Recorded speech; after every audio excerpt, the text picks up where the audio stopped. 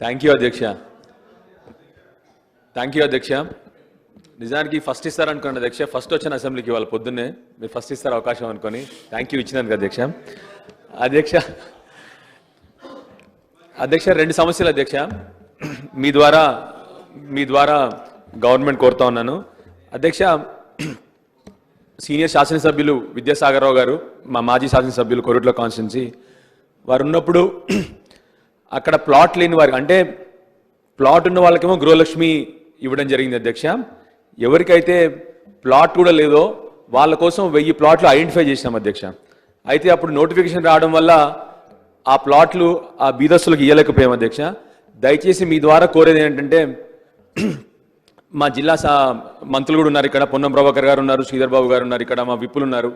మీ ద్వారా కోరేది ఏంటంటే అతి తొందరగా వాళ్ళందరికీ కూడా, ఎవరైతే లబ్ధిదారు ఉన్నారో వాళ్ళందరికీ కూడా అతి తొందరగా ఈ ప్లాట్లు డిస్ట్రిబ్యూట్ చేయాలని కోరుతున్నాను అధ్యక్ష. ఎందుకంటే కొందరు అక్కడ వాళ్ళ రాజకీయ ప్రయోజనాల కోసం కొందరు వెళ్ళి దాన్ని కబ్జా చేస్తున్నారు అధ్యక్ష. సో దయచేసి మిమ్మల్ని కోరేది ఏంటంటే, మీ ద్వారా మంత్రుల్ని కోరేది ఏంటంటే అతి తొందరగా మళ్ళీ నోటిఫికేషన్ రాకముందు వాళ్ళందరికీ కూడా, ఎవరైతే లబ్ధిదారు ఉన్నారో బీదస్తులకి ఆ 1000 ప్లాట్లు వాళ్ళందరికీ డిస్ట్రిబ్యూట్ చేయాలని మీ ద్వారా కోరుతా ఉన్నాను అధ్యక్ష. రెండోది అధ్యక్ష, మా దగ్గర కూడా ఇంటిగ్రేటెడ్ మార్కెట్స్ ఆల్మోస్ట్ 90% అయిపోయింది అధ్యక్ష. ఒక 10% మిగిలింది. దయచేసి మీ ద్వారా ఫైనాన్స్ మినిస్టర్ని కోరుతా ఉన్నాను, ఆ 10% ఫండ్స్ రిలీజ్ చేసి త్వరగా 2 ఇంటిగ్రేటెడ్ మార్కెట్స్ కూడా కంప్లీట్ చేయాలని మీ ద్వారా కోరుతున్నాను అధ్యక్ష. లాస్ట్ వన్ అధ్యక్ష, మా దగ్గర హై స్కూల్ జూనియర్ కాలేజ్ కలిపి ఉంది అధ్యక్ష. పాత ఎప్పటి నుంచో తరతరాలుగా వస్తుంది స్కూలును జూనియర్ కాలేజ్. అయితే ఫేజ్ వైజ్ దాన్ని ఏం చేశామంటే అధ్యక్ష, జూనియర్ కాలేజ్ని కూల్ చేసి అక్కడ కొత్త బిల్డింగ్ కట్టడం జరిగింది. అయితే ఇప్పుడు హై స్కూల్కి కూడా అదే ఫండ్స్ కావాలి అధ్యక్ష. ఎందుకంటే ఆ స్కూల్ ఇప్పుడు శిథిలావస్థలో ఉంది. దయచేసి మీ ద్వారా గవర్నమెంట్కి కోరుతా ఉన్నాను, అతి త్వరగా అది కూడా కంప్లీట్ చేయాలని చెప్పి మీ ద్వారా కోరుతా ఉన్నాను అధ్యక్ష. లాస్ట్ అధ్యక్ష, మా లెజిస్లేటివ్ అఫేర్స్ మినిస్టర్ లేరు ఇప్పుడు. లాస్ట్ మీ ద్వారా కోరేది ఒకటే అధ్యక్ష, దయచేసి మీరు పెద్దలు, చాలా సీనియర్ శాసనసభ్యులు, మీ ద్వారా కోరేది ఒకటే అధ్యక్ష. డాక్టర్గా ఎన్నో ఆకాంక్షలతో అసెంబ్లీకి వచ్చాను అధ్యక్ష. దయచేసి ఈ అసెంబ్లీలో కొద్దిగా పదజాలము, కొద్దిగా వ్యంగ్యంగా మాట్లాడడము, వెటకారంగా మాట్లాడడం అది తగ్గించాలని చెప్పి మిమ్మల్ని దయచేసి మీ ద్వారా అందరినీ కూడా కోరుతా ఉన్నాను అధ్యక్ష. థ్యాంక్ యూ అధ్యక్ష, అవకాశం ఇచ్చినందుకు. మినిస్టర్ గారు,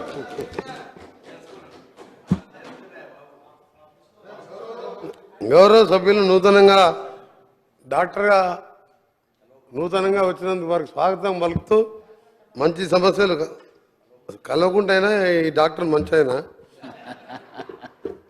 హై స్కూల్ జూనియర్ కాలేజ్ సమస్య చెప్పిన అధ్యక్ష, తప్పకుండా ఈ సమస్యని పరిష్కరించి సంబంధిత మంచి డాక్టర్ మంచి మనిషి, ఆ కలవకుంట కూడా లాగదు, ఈ కలవకుంట వేరే.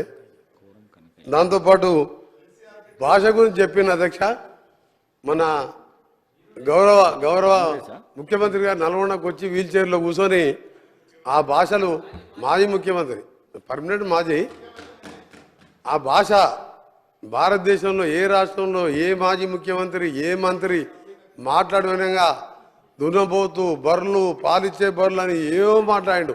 కొంతసేపు నేను టీవీ బంద్ చేసిన, ఎందుకంటే నా నల్గొండ టౌన్లో నా కాన్స్టిట్యూన్సీలో ఒక మాజీ ముఖ్యమంత్రి అలాంటి భాష మాట్లాడతాడని తెలంగాణ సమాజం ఎవరు అనుకోరు, హర్షించరు.